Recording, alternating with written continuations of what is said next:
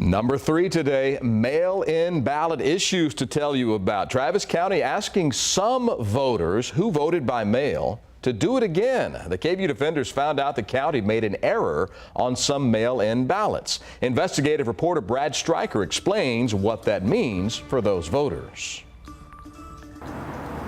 We learned about 2 errors Travis County made on people's mail-in ballots. Now elections officials are asking those voters to fill out new, corrected ballots. But that has some people worried that their vote might not count at all.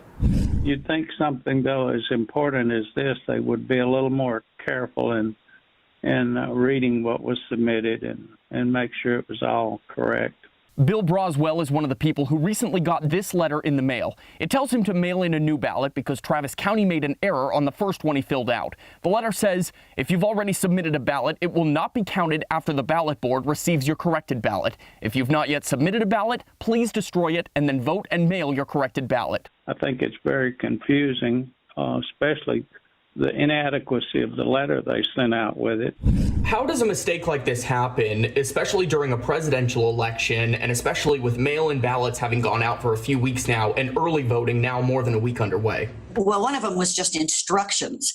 The other one was a tricky error that had to do with single-member districts, and we both missed it, and we regret that. Travis County Clerk Dana DeBeauvoir says there were 2 errors that impacted 13,600 voters. The first gave wrong instructions to people voting in Pflugerville ISD. The second was for the Barton Springs Edwards Aquifer District. It happened because they failed to recognize boundary lines and gave people living outside a single-member district the opportunity to vote in that race. Well, I'm not worried about it affecting the process, but I am worried that it will add to people's worry that their by-mail ballot somehow or other isn't going to count. DeBeauvoir says even if people do not send in a corrected ballot, their vote will still count. She also says the county fixed both problems quickly. We found the error, we corrected it, and we were up all night the night before early voting started trying to make sure that this got corrected. If you're one of the people who received a ballot with incorrect information, Travis County should have mailed you a letter with instructions and a new ballot. If you have any questions, we encourage you to contact the Travis County Clerk's office. For the KVUE Defenders, I'm Brad Streicher, KVUE News.